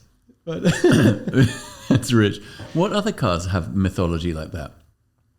Well, What I think about the the Countach? mythology that German cars are more reliable is one of my biggest annoyance groupthink things. Is that not true? It's not true at all. No, that's I will say this, man. You know what I it will is? say- It's because I've given this a great deal of thought, and I have a theory I'm going to throw at you. Okay, the type of people that bought German cars they're super are OCD way anal more people. anal Yeah. about maintenance, Yeah. and therefore the cars were more reliable because they were treated better and they were maintained regularly. And the kind of people that bought Italian exotic cars were just like, I just want to have fun. I don't give a shit. I'm just going to drive the shit out of this car until no one, That's interesting. And they didn't maintain them, or they depreciated so rapidly that they weren't worth maintaining to a high standard. So then you ended up with these cars that were dogs eventually. That's I really think. I mean, Although Yale is argue that there's a build quality difference, but 70s German cars were not like particularly well built. Really? Well, like maybe a Porsche, maybe I Matt think would like an like to Audi. Matt would like to chime I would in. say that like, Mark 1 Golf. I mean, those were not like. I had a Mark 1 Golf. Yeah, but it was a Golfo. Anyway, I don't want to get The muffler fell off. haterade poured on me, but I really think it had to do with the culture of the way the owners treated the cars more than the car. Bradley, it's not Gatorade. Haterade. Oh, Not Gatorade. I don't want Gatorade. It's urine Gagarin. I just made that up on the spot. That's my gift to you. That's really good. Someone in the street really liked that joke. Yeah, see? yeah, they were showing support with the horn. We should have a live Viva Bastardo show where people can call. Can we do that where people can call or like Spike's Car Radio, where you just do they see? Is he call in? No, they like sit at like the Malibu kitchen though, or they used to. Oh, and then people like text. I don't know. I like the idea of doing a call in. We should have Bradley on. We do a call in, and then people can harangue you for shuffle steering. Crawl in. Okay, that's right. Where people just shit face and they crawl Well, you in. know what? Actually, this is a great call to action. If you're still listening, and you'd like the ability to call in and or leave a voicemail. Leave a voicemail. What's this like? I'll set up like an inbox. Like I'll set up like a. Well, this is like NPR click and clack. Didn't they have? I loved Click and Clack. I know. I really missed those guys. It's so sad that one of them, passed away. I know. The shows. But they're like 1,000 years old. I mean, I miss that lightheartedness that NPR does not have anymore on the Right. weekends. It's like just solid news now. There's no Right. respite. There's no like, I have to it's say, just look, like I'm all the time. an just let's be NPR guy. miserable, I'm an like- NPR guy, but I have to say sometimes that voice, the kind of NPR voice, just gets me, makes me mental. I just want to, just want to hear someone be rude for a minute. Do you collect the NPR totes? No. So you're not supporting your public Local. radio? Local station. I listen to, you know what I listen to these days? And it makes my family crazy. I listen to BBC Radio 4. And so what I'll listen to like Gardener's Question Time. And it'll be people calling like, I've got these velvet jacketed guests in my garden, which means, and she's talking about like moles. There is a segment in WNYC where it's really rare, but there's these guys like the Lubell brothers, and they have these great accents, and they do take calls about like pests and gardening and stuff, and it's like one of the best segments. Yeah. It's very know what I'm talking soothing. about? They're hilarious. I haven't listened to regular radio in a long time. Have it though. What do you listen to? Glenn Beck? No, it's all Spotify. Like I don't like. Is he still alive? I'm either listening to this podcast or the other ones we create for the Hagerty Podcast Network to make sure no one says anything terrible. Wait a minute. How did that slip by? Yeah, I don't have like even in the car. I don't think I've used the actual radio once. You're not missing anything. I don't think so. Although occasionally, I do miss putting on Hot 97 here in New York, mostly because I love Funk Master Flex. Funk Master Flex. Is he still alive too? Yeah, he's still alive. He just drops bombs the entire time, like the bombs like F-bombs. No, like the explosion noise. That's so annoying. Really? Boom. Yeah, like it'll be like new song. We should get that. Can we get an effects board I can press? No, but we can get Funk in here. He's a big car guy. Is he? Yeah. No. Yeah. That'd be amazing. Yeah. That would be great. Oh, I'd love to get him in here. Let's get him in here. Do you know him? Like personally? No. He called my phone once. What? It was like a work thing. It was dialed you? It was like a work thing. It was not. Oh. It wasn't like a, hey, It wasn't like, hey, man. I'm outside your house. Let me in. Yeah, no. It was not the we outside call. Okay. No. That would be amazing. All right. Thanks, Bradley. Let's get fun. Can he come in now? Is he in the neighborhood? It's time to drop by. We're in Brooklyn. Do you have any other groupthink that you can think of? That's my big one, though, is the reliability thing. Well, I mean, the Shamal, I guess, because Maserati in the 80s didn't have the best reputation. So, but I mean. Think about who bought a Shamal new. Right. Didn't that person was meticulous? I knew a guy who had a Shamal new. Who? In college, I was friendly with a guy, and he had overdose? No, he had a biturbo, and we would go out to clubs. But the thing that would kill me about him is we'd always go out, and then it would be me and like two other guys, and he'd make us make up stories about who we were. so he could meet women. So I was like an English lord. There was Chad, who was a French gymnast, and and it was all this like crazy bullshit story, and I hated it. French gymnast. Yeah, I know Chad and he would be like, "Hello," and it was all this kind of crazy. Anyway, he had a biturbo, and I remember just cramming into the back of that thing. I mean, that's the thing. I actually think biturbo is a car that there's a lot of groupthink about. I don't know anything about them. I can't say like that it's wrong. Right. But I feel like that's a car everybody like shits on and says I it's a actually think that terrible the car. design language of the Maseratis in the 80s is really good. Like I think that's aged really nicely. Like Well, the it's super Ghiblis, clean. Yeah, they're really the clean. Ghiblis and they're just kind of beautiful and well balanced and really clean, like you say. And then the interiors are nuts on those cars. Oh yeah, they're like full luxury. Yeah, it's full like Recaro Actually, Lazy I Boy. would love to have the 80s Quattroporte. Yeah, that's an amazing looking car. Yeah, yeah. See, has that's has the same armrest that your Chanel has. You have such a great geezer point, you know. Did I tell you once? I was in the deli. I crossed the street with Lulu, my daughter. Good story. I told you the story. You were in the deli. We ran the deli, and then we're looking through the ice cream chest or trunk or whatever that thing's called. And this old lady comes running up into the store and jabs me with an umbrella, jabs my leg. She's really hard. And I go, "What was that for?" And she goes, "You know what you did." And then everyone in the deli stops and looks at me, and I go, "I really don't know what I did." And then she just walks off. Really? Yeah. Wow. What does that have to do with what we're talking about? I can't remember. There was a tangential connection. Oh, because you were pointing. Oh. Because you were pointing like, you know what you did.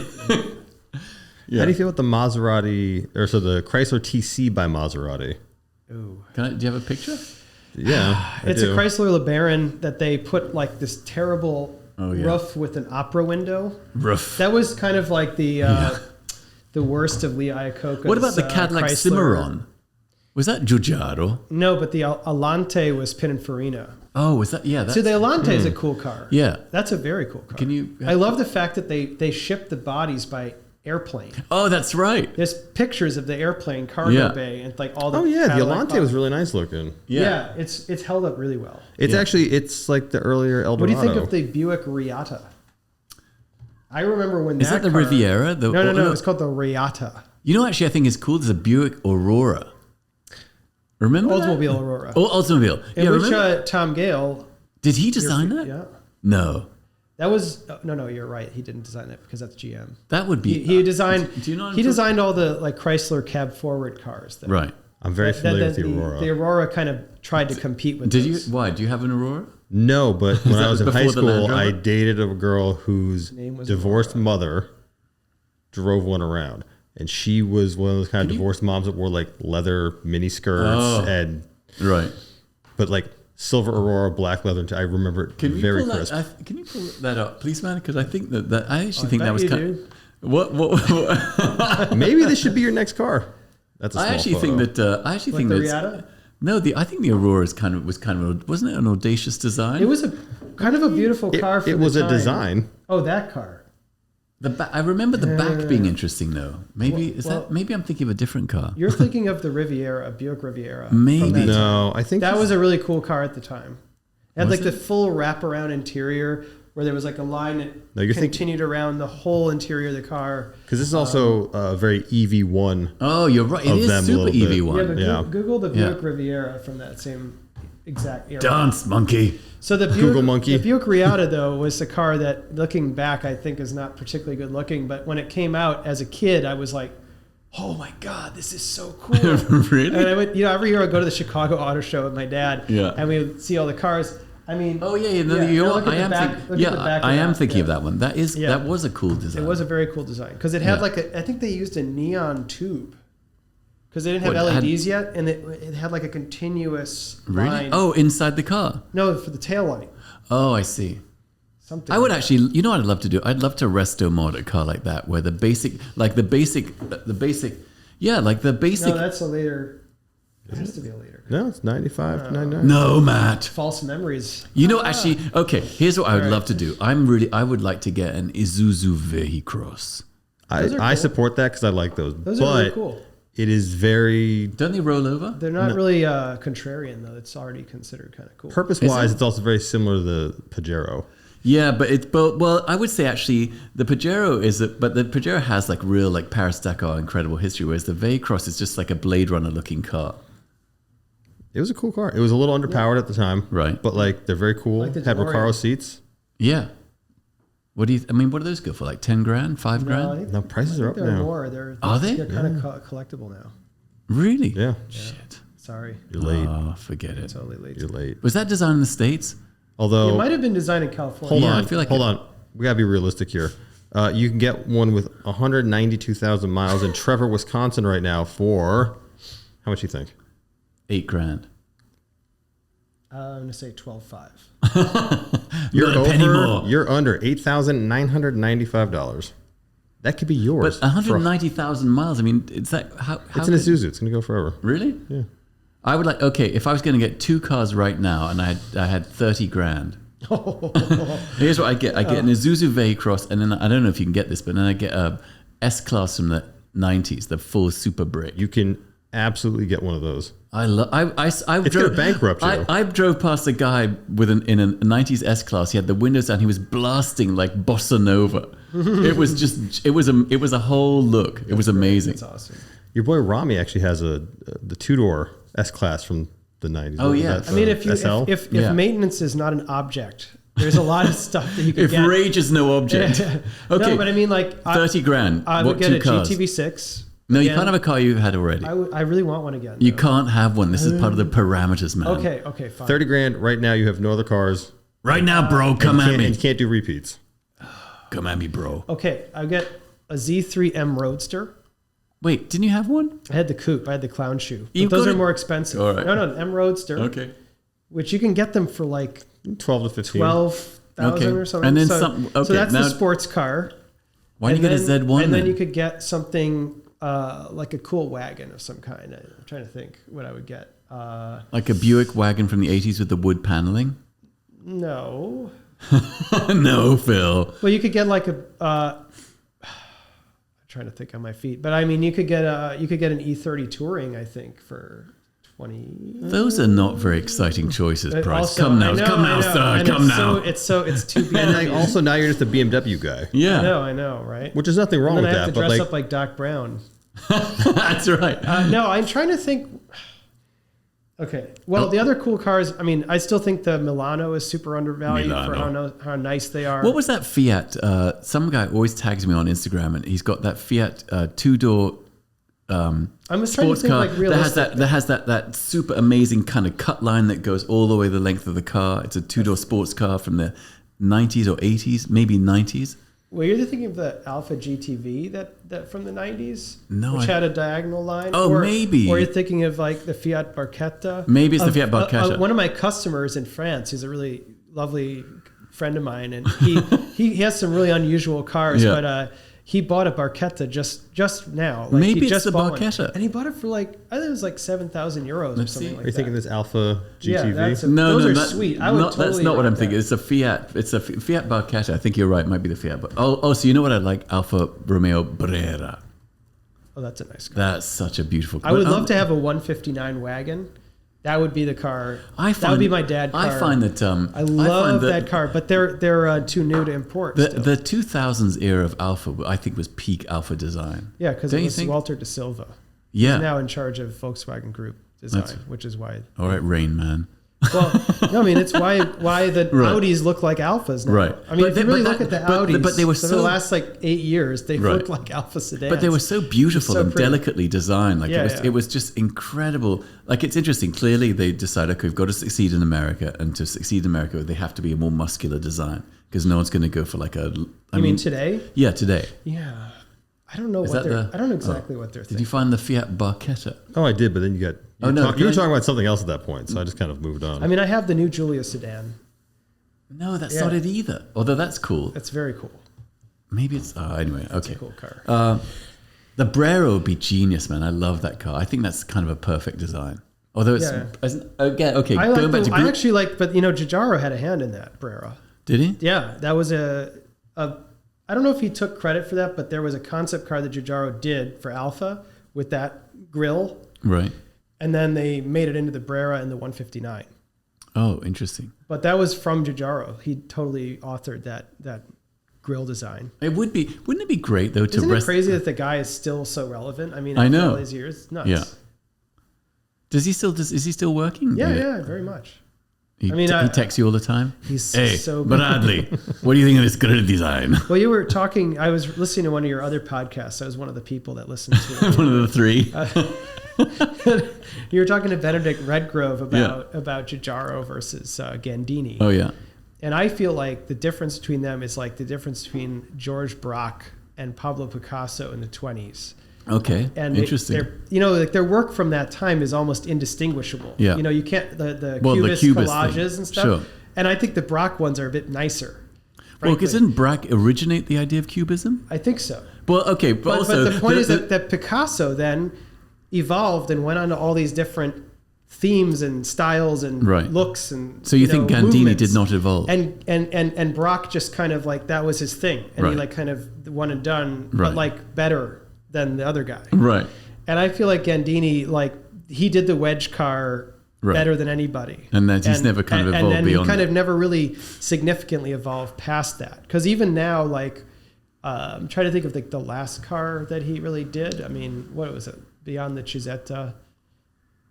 What other stuff is he did that? He also did a redo of the Stratos in the early 2000s. The Strato, the one that's now in production. No. It was called Stola Stratos. Stoli? Stola. Is it the one on the 430? No. It was before that. Oh, really? Yeah. If Google like STOLA Stola Group, Stola Stratos. It's a weird car. It's a one-off show car. But I can't think of anything he did more recently than that. But I'm just saying that like he had a recipe for like awesome stuff. But God, have you seen that? Wow, no, I've never seen that. Yeah, Gandini did that. I kind of wish I could unsee it. Check out the interior. It's pretty cool. I mean, that's wow. I've never. That's so interesting. Do you have a couple of these you're trying to move right now? But like, what's going on? The interior is actually pretty wild. Yeah, it's really cool. But that's an example of what I'm trying to say is that like, he didn't really change with the times. He had his thing, and his work is like of monumental importance, but it was kind of like constrained to a specific time period. Right. And then it like influenced other people. So his work is still influencing people today. No, but you're right, because Giugiaro did the Panda. Well, Giugiaro did so many more mass-produced cars that were like actually like culturally important. Have you seen that interview with him? He did the Golf. He did the original. Have you seen the interview with him where doesn't he get asked that question? He's like, no. There's something about how he said like curves are bullshit or something. That's right. But I'm like, what was the context? No, I know. It's so great because it's a screen. It's a screen grab where he's just going curves are bullshit. I know. And then he's asked if he'd like to elaborate. He goes, no. Yeah, that's right. No. That's great. Yeah. You see, when you're like but he did so many cars. Right. He authored so many cars. Yeah. He did the Aztec, the Pontiac Aztec. He did do the BMW Aztec. Which is the double cockpit. Oh, the double canopy. No, wait, the Italian design one. That's his company. Oh yeah, you're right. You're right. He did do that. Yeah, he did the BMW. He did do that. And the BMW Nazca, which is an amazing car, which informed again all the 90s BMWs that had that beautiful sculptural hood. Well, look at the BMW Nazca. Do you remember? And that is the form language came from that car. Do you remember that BMW concept car that was material and it would distort and change? Yeah, that was remember cool. That was a Chris Bangle design. That's and by the way, Chris Bangle is someone who's totally gotten. That was another groupthink thing. That's right, because the Bangle butt. Yeah, which was really designed in California, and it wasn't Bangle at all. Yeah. But I call it the Van Hooidonkadonk. I beg your pardon, sir. This is a family atmosphere, please, Bradley. Because the Van Hooijdonk is the guy that's in charge of BMW styling for a number of years now, and I think that it's not done so great. I like how you just kind of tape it up into a brown. It's not done so great. I think I'll leave that unfinished thought for you to consider. But actually, I will say I think Bangle's designs have aged much better. Right. I mean, the E46 has aged extremely well. Dude, it's an incredible looking car. Yeah, and that is a Bangle design. You know what, though? That was peak Bangle. You know peak what? Bangle. I think that was probably the most Jimmy beautiful. Bangle. It's the most beautiful sports sedan ever designed, I think. Steady on. Really? The E46 M3? Yeah. See, that's right there. That's groupthink, Bradley. No, that's my opinion. That's my opinion. I think everyone's opinion is groupthink. I think it's an amazing. That's a valid opinion around these parts. That's a beautiful car. It still looks so good. You know what I'm going to say? I think that new super giant Coke nostril BMW, I'm not opposed to it now that I've seen it a lot. I am it does not. There's, in the right color, there's one that I've seen that's in this. You're talking about the X7 or the new massive 7 Series sedan? Whatever that massive nostril. No, I think you're talking about like the 3 and 4 Series right now, which is. I'll see a bunch. Those are horrible. Horrific. I horrifically. Love them. They're amazing. X7s don't bother me. Viva Bastardo.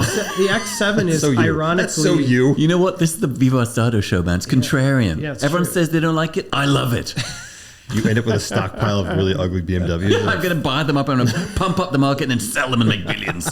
I mean, the 1M was a cool car. That was also. I thought that was tail end. ugly looking. It's aged really well though. I don't know. To me, 1M was great. it just looks kind of. I like never it's liked the face of it's it. bloated. I never liked the face of it, the- but it was a nice form development. But 1Ms were always nice, and it's because like the bumpers actually took care of a lot of like the design flaws of like the standard 1 Series. yes, yeah, and the flares, and it's just better. Yeah, Flares. flares. Goddamn flares. Now they have flares.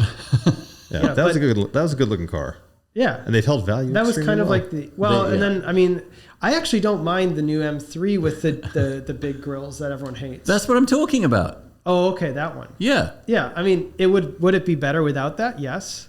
I saw one in a really amazing green. A good friend color. of mine bought one, and it's in like a metallic dark blue, and it looks super Yeah. menacing. And the wheels are just spectacular. Yeah. The design of the wheels. Spectaculare. How do you feel about the launch color in like highlighter green with then the weird orange interior? It's a bit strange, but I liked it. I love highlighter green as a it. color. Yeah. I'm just really into that as a color. But it's weird because they have these carbon fiber Viva inserts Bastardo! in between your thighs. There's carbon fiber in the seat. I beg your And pardon. then like in the headrest, Yeah, the seats are nuts. It's got like the M logo. It glows from behind. Like it's just so it makes your head's backlit when you're driving. yeah.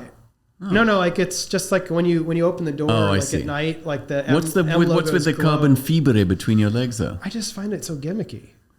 It's like to me the beauty of the M cars was that they were so understated, and you had to know what it was. It wasn't like obvious to the average person that it's an M car. I mean, this is there's a lot going on here. Yeah, it's a lot. This is okay. So this interior, which this is the one that's the blue with the green accent. TBH. I feel like I would kind of like to be in there. No, this looks like I bought like a cigarette boat in Miami. That's what I'm saying. That's It who's appeals buying to my that car. Miami Vice reflexes. They know their market, I guess. So we're back. That's why it's like you can't criticize. Well, you say like, oh, well, yeah, BMW styling sucks now. And then they're like, well, sales are through the roof. Here's a question. Okay, here's a question. Yeah, I know it's true. They're like, I know you don't like it, but Okay, here's we're the printing question: money. Who are the worst drivers in New York in terms of like what car is almost guaranteed to like? I find that it's a Maxima or Altima. Yeah, absolutely. Always the number one offender. drivers. Yeah, always just always legging it. Yeah, and then they like cut across like 6 lanes of traffic. To, Right. Like, Yeah, go and it's either exit. paper plates, Florida tags, or Texas tags. You know what else I've noticed is the Lexus. What was that Lexus coupe from like 2015? Oh, like the SC4. Yeah. Now with the super brap exhaust. Well, because that's basically a Lexus Toyota Supra. If you were, Oh, really? Yeah. So like, you still get like the same JZ engine there. You get an automatic trans, which you could fix. Right. It's rear wheel drive. It's still a 2-door. And they sound pretty good with the super brap. Yeah. Super brap. Super brap. I heard that New York State banned the modification of exhaust systems to avoid the. Let me just tell you, man. Luciano, the burble tune? the Rice Krispies. They like banned it. Luciano Brapparotti will not be kept down. Well, I think Luciano Brapparotti probably is not driving in a 10th owner Infiniti sedan with a burble tune on it. But Is that what it's called? The burble tune? That sounds so like innocuous. It's so millennial. It actually sounds like it sounds like an English like country house like. Would you like some of the burble tune, sir? It sounds like some sort of tea you drink. Yeah. Or not. Or it could be a bird. Yeah. no, burble Listen tunes quietly. The burble tunes are out The today. warbling burble tune. That's right. The red spotted burble tune. Well, but you know what? The first car that I think was doing that from the factory, it was It was that Nissan the SUV. No, it was Mercedes was doing it on their AMG Jaguar cars. does it. So, but they were doing it back in like the late aughts on the AMG Aussies. cars. No, the Murano, that was it. The Nissan Murano, I swear, had the first exhaust from a factory I heard that was like, oh, it sounds good. Oh, well, the AMG people were actually programming it in, and basically it's just like it was just dumping a little bit extra fuel on like D-cell. Oh, I see. Yeah. And it's Diesel, bro. not D-cell. They were doing that on the F-Type Jags too. Yeah, Not on the incel. They're dropping a little bit of gas in on the That's incel. another car name. That's another car name. The incel. Oh, that's boy. good. What brand would it be? Pontiac Incel. I don't know what brand, but that would definitely be a name. And it would have sensors that would honk when it saw women. I'm not going to touch that, but it was that fun would be doing. a It was very fun doing name. the show with you, Phil. We had a good run. No, look, I find the whole concept of incels just kind of fascinating. It's just anyway. We can just not from a positive point of view, but anyway, I'm just kind of sociologically interested in it. Okay, What'd you have for lunch today, Phil? cocaine. No, God, No, wrong answer. mushrooms on toast. Well, I don't know. I mean, I did fail at that question though about which cars did you buy for $30,000. You did. It was Let's let's be honest, it was a massive fail. It's a It was dumpster epic. fire. It was. Yeah. It's going to go down in the I was books. trying to be actually practical as to what I would actually own to like live with. I would Not like just a like the absurdity. I Well, would so li- let me flip that on you. You got 30 grand. You do not have a car. Right. You also do not have a watch. Duh, duh, duh. You need to have one of each. Well, you obviously buy an Autodromo. Okay. So Or you build Then a you bang. have $29,000 left. I like it. I like the value proposition. Yeah. Okay. Actually, it's funny because that was one of the reasons that I originally created the brand was to make affordable automotive watches because I hated the fact, like, I knew car people well enough to know that, like, most of them, I mean, I think things have changed now more into the showiness of buying, like, expensive watches, but I feel like real car people would rather spend money on car parts than on a fancy watch. Yeah, and you're so right. I was like, well, if you Because could you have buy, that like, thing like, oh, Yeah. should I fix the car or should I? yeah. That was where Right. I was at in my Right. late 20s, like mentally was. Sure. Sorry. Stop clubbing the microphone. You got to bring it with You got to you. actually Don't come. touch. You should shift this way. So I should there we go. shift. They can hear Is you. that better? Mellifluous tones. Okay. I was saying that. Should we do this as like an ASMR? I was saying that. No, but our audio engineers could be like, oh, there he is. Yeah. Yeah. All right, so you got 29 left. No, I was just saying that like that was where my mind was at when I started the company was designing a watch that was like tasteful and beautiful and automotive inspired, but it wasn't going to cost you like thousands of dollars in the mindset that, you know, people would rather spend their money like fixing their car than like blow all their money on a watch. Okay, so you've got $1,000 for the Autodromo. Yeah, $1,000. And then you get a 29 Group grand. B, you get an Autodromo Group B. Gruppo B. 975. And then, Available at autodromo.com. well done. Restrictions may apply. Some side effects may include diarrhea, vomiting, sudden rash. The erection lasts for more than 7 hours. I always love that as a side effect. Like any guy over 50 would be delighted. Okay, so sorry. 29 grand. You're over 50.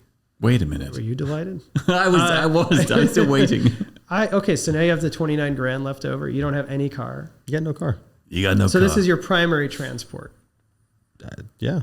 Can you get you can't get a Cadillac CTS-V wagon for that these days, right? I think that's like I don't 50. think so. Yeah, that's like That 50 would grand. be the car though. CTS wagon stick. Yeah. Yeah, I think steep. those are really expensive. They are so expensive. I kind of failed again. 79, Can 71, 60,000. Yeah. Okay, come on. You can thank Bob Lutz for that one. Maximum Bob. What about, I wouldn't mind I do like the Mercedes wagons from the 90s too. Any Mercedes brick from the 90s. Yeah, I Mercedes love. I wagon just from think the they 90s. just think they're so cool You looking could have a lot of money left over for that. to fix. With that. Or you could get I would just get a nice wagon. Did they make an E39 wagon? I can't recall. They did. In Europe. No, we got it here too. We Did had a 528 Yeah, and a we had. 540. Okay, I would get an E39 wagon. I would get a Volvo. Again, going to BMW, but I just feel like that era of BMW, they're such good designs and they're so affordable today compared to what they were new. Okay, potatoes. Here's what I would get: a Volvo 750 or 850 T5R or whatever that is from the mid 90s. Oh, the 850. the yellow one. Yeah. That's I've been trying to buy one of those on and off for a while now. trying to. Yeah, because I sort of Not trying hard enough, Phil. I was going to say, if you really want to make it happen. I'm trying to make. He's in the meantime bought an XJ220 to Tommaso Guara, but he can't find a damn. He bought a one of 18 BMW powered Guaras, but can't find one yellow Volvo. Okay, yeah, it's but that would be a cool car. Yeah, I would rock that. That would be a good dad car. Yeah, 850 turbo wagon. It would baby. Yeah. You're a multi-dad now. Multi-dad. I would get the Fiat Multipla. Oh, that's a good idea. Finally.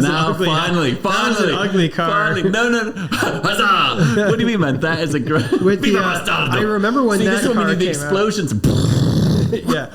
The Multipla, I remember when that came out. It won all these design awards, and I just remember being like, "This is so ugly. How can this be?" But the seat folds down, and because first of all, the interior is crazy. Yeah, it's like an airplane or like a train seat upholstery. But also, I actually think it hides child vomit really well. Oh, well, you can hose it down. They did a study. Fiat commissioned a study. They had children vomiting in this car, and they studied which upholstery. But that car is so. I think it transcends ugliness because it's so peculiar that it's not ugly. It's so ugly that you'd think only the French could have made it. It's so weird. It's so weird. It's so weird that only the French would. That's a good T-shirt. So I have great news for you. What's that? Yeah, those started coming out in 1998. Oh, we could bring one in next year. See, we could make a bus stop. See? Tom Hill's going to get so excited when he... What are they... I bet those are like $3,000. I think they pay you to take them. Yeah. I actually kind of could see Italian families still using them. Yeah. Because it's like a very usable car. I think they had crazy gas mileage. Yeah, good mileage. It's like... Oh, come on. Oh, that's cool. I mean, you know what? I think it's amazing. I think you should buy those lights on the thing, what are they for? Those are the headlights. But up high? Yeah, I feel like they're going to blind people. It's so weird. Hey, I can't see the road. Well, but it's still very low to the ground. Doesn't it have the stick shift that's like part of the dashboard too? Oh, it comes on bags, that thing. Bags. Let's take a look here at the You should put the Abarth on bags. Wow, this interior is... Let's see. It's the vomit. Bananas. Yeah. Oh, it's actually it's a 3-seater in the center? Yeah, that's the Multipla. I forgot that it was a 3-seater. It's 6 seats, but it's in like the footprint of a tiny car. That's also very reminiscent of like Ford Focus interiors of that era. Yeah, totally. Like 90s. You should get a Multipla. I actually love the Ford absolutely not buying Focus. one of these. What? I don't want this. I love the early Ford Focus. You're 100 air from this podcast. I don't want this in my life. I'm giving you one. I'm giving everyone who works on this podcast Damn a Multipla. You know, like film stars give everyone a Rolex at the end of the shoot. I give you all Multiplas. You give me a liability. That's right. That's actually hilarious. That would be so funny. I give everyone a Multipla. It only cost you $200. Yeah, that's right. I'd be curious what those go for, but I bet they're like $2,500. You're Multipla curious? I bet they're cheap as balls, man. Taking a look Balls. right now. Go to subito.it. Taking a look right now. So, okay, here's one in Ireland for $2,500. Boom. See? What's the mileage? It's a 2002 model year. Oh, it's too late. Yeah. You got to sit on it. So, Phil, little known fact, you were smart enough to sit on a Delta Integrale, not the one you have now, but the one before that, and you like brought it in. I bought that Delta right as it became legal, but you had it for. I bought that Delta for £13,000. Wait, Integrale or S4? Integrale. But like before they were importable, he bought one. And then it sat in my friend's garage in England for like a year. That's the way to do it. Well, yeah, and then it should have been a genius move, but he sold it too early. No, I sold it to the guy, what's his name, from Bring a Trailer. You should tell him, why don't you name him and then point out how much you charged him over what you paid. And then also, Actually, randomly, we messaged the other day randomly, and he was like, oh, the engine blew. Oh, really? Yeah. No warranty expressed or implied. I said, hey, bro, it's fine when I drove it. It was fine when I drove it. Yeah. Lady owner, Sunday driver. That's what I sold it as. I mean, that's an interesting way to describe yourself. I was going to say. Yeah, I'm a gentle driver. You are. As Yale likes to point out, you're mainly driving to a parking lot where you can stand around and be admired. And well, what's my nickname? The Silver Manatee. That's right, the Silver Manatee, because I like loll about in my bloated carcass in the parking lot, barking at people for, for bits of herring. For morsels of herring. Were they in danger? Yeah, Manatees? they I get think attacked by motorboats. Yeah. Well, not attacked. I think they just get. Well, they're like hanging around doing nothing, and then the motorboat goes and Yeah, like cuts yeah. them. They have scars on their backs. It's You very get sad. cut. Yeah, it's a bad mix. Right. Yeah, poor things. That's right. Sea cow. Yeah, but the Multipla. That's it. That's the next. That's your the next family that's your car. hot buy. Yeah, that's You know the, what? I that's the think Viva Bastardo hot pick of the Yeah, week. right? I also think that would give you less problems than your current Audi. I think you're right. Oh yeah, I Those are probably actually bulletproof. believe that. I bet those are bulletproof. You know what I love about the Audi though is the ventilated seats in the front, That is nice. which is weird though because they weirdly make you feel like you've soiled yourself slightly. Oh, I hate air conditioned seats. No, I love them, but I feel like when I put them Best on feature. initially, Best I feature. feel like it's amazing. But then you feel like you know what I mean? Like you feel like you soil yourself. No, like, no, I know. I had a Cadillac Escalade loaner car once. What? Uh, Do you have spinners? No, but it was crazy. I remember years ago, back when our friend Henry was a marketing VP at Cadillac. That's right. He hooked me up with a loaner car, and I used it to trailer my Giulietta Spider to Pittsburgh for the Right. Vintage Grand Prix. And it was like, again, I didn't have like a nice modern car at the time, and I was like, this is amazing. Like everything Right. this was like top spec. Everything was Alcantara. Sure. It was a $96,000 sticker price. Wow. Think okay. about it. Yeah. So it had cooled seats. Yeah. Then it was July. It was hot. And I turned it on and I was like, oh my God, like I'm going to pee myself. Or it feels like I already did. I hate it. It was know. awful. It was awful. And as you get older, it's a bit of a dilemma because you can't tell Right. if you've had an accident or not. That's true. Yeah. Should we end the podcast on that note? on that very sad, depressing, Phil can't tell between air-conditioned seats or if he's wet himself Yeah. out. Yeah. It's up to you, man. It's your show. You want to end like that. What time? We've been blathering for a while. Is there anything you wanted to cover that we haven't Do you feel like covered? this went better than last time? Yeah, I do. You were. I mean, we didn't talk about my company much, but that's okay. Would you like to have a brief Because infomercial? I didn't want to talk about it. You talked about the website. Talk about it. I don't want Phil. I don't Well, no, the want to problem talk. is if we talk about it, the influx of traffic and sales is going to be so much that Well, he's all going to right, have to I did hire, my plug. and then he's going to have to like manage people. Yeah, and you're gonna. Oh that's yeah, right. that could be a huge problem for It's me. gonna be a huge, yeah. Then Hagerty will want to buy me. Right, so definitely don't go to Autodromo.com. Right. Okay. For amazing automotive All right, inspired so watches. why don't we close by talking about Car Week?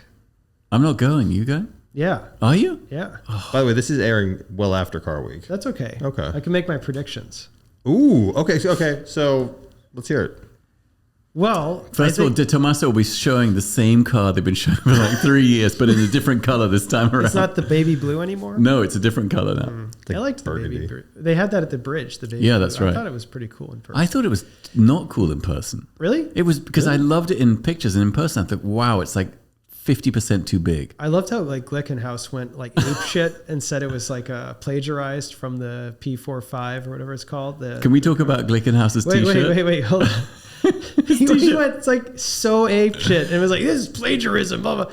And I'm like, okay, there's a resemblance, but when you see it in person, it's like completely different looking Right. in person. There's a little bit of a resemblance in the glass house. There's a resemblance, but to say it's copied is kind of like a far stretch in my opinion. But anyway, no, I think the interesting thing about Car Week, I think, will be just to see, will the market be able to absorb the amount of cars that are being Because there's a sold that are, crazy like, amount of amazing cars. Big cars. Right. Yeah. And it's like, how many Shamals. people are there really buying those? It's like a small number of people. The feeling I have right now is that we're going to see a lot of insanely big sales.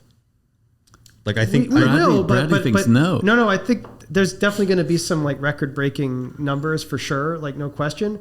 But as far as sell-through rates, because the estimates are high, the reserves are high, and like again, like let's say you're like a billionaire, how many cars are you personally going to buy at Car Week? Well, if you're a billionaire, as many as you want. Right, but you're not going to. I guarantee that, with the exception of maybe a couple of people that are on a tear, Right.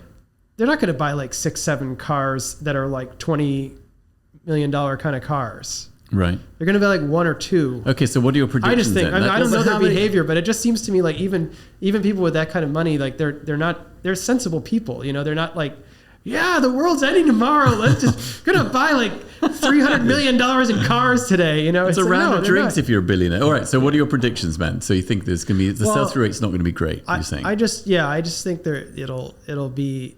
What I'm hoping for is that it'll be strong enough that people are not going to be like, oh, like the car market just crashed and whatever. Right. But I also don't think it's going to be like gangbusters because So Lamborghini will come out with a car with even more vents and scoops.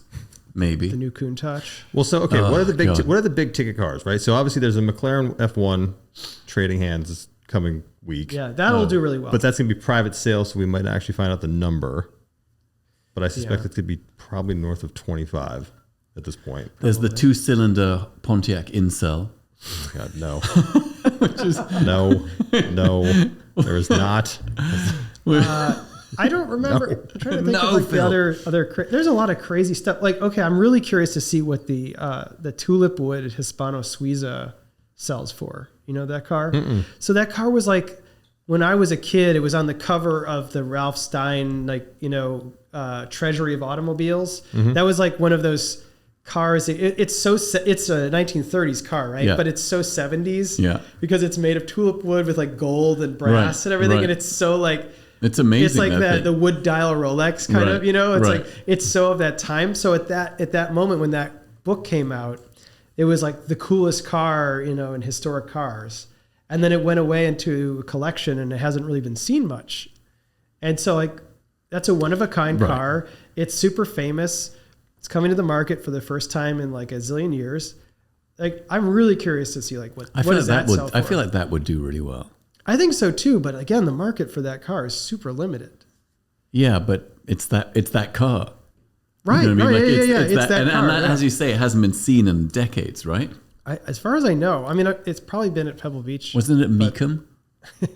It was at Barrett Jackson last year. Didn't meet the reserve.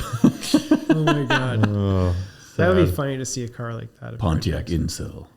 Yeah, I'm looking at some of the estimates. Like I was looking at Sotheby's. I'm looking at like the Broad Arrow stuff. I've yet to see an estimate that was not in a 7-figure bucket. The Guara is not in a 7-figure estimate. What are your other predictions? And then we'll shut down this epic podcast on that bombshell. I'm just hoping for like reasonableness to prevail. That like, because I'm always like a someone who I don't want to see cars become too expensive, but I also, obviously as a collector myself, I don't want to see cars like, torpedoed either. Right. So I want to see my cars become too expensive. Yeah, exactly. And then I don't care about everything else. But the problem is then you go to buy something after you sell. Right. And your dollar doesn't go as far. Right. Well, that's why he's always finding new stuff that's because you have to root around in like some weird corner and find stuff that people haven't been It's getting looking harder at. and harder to do that though. It's true. But that's why the Guara is so cool. Yeah, I mean, well, that was a thing that nobody really paid attention to. Right. It's a really cool thing. Yeah. So. And soon, the Multipla. And on that note, I know a guy who's warehousing those in Italy. I'm just waiting for them to be 25. Yeah. Bradley Price. Right. Thank you so much for coming on the show, man. It was a delight. Thank you. Good to see you. Good to have you, man.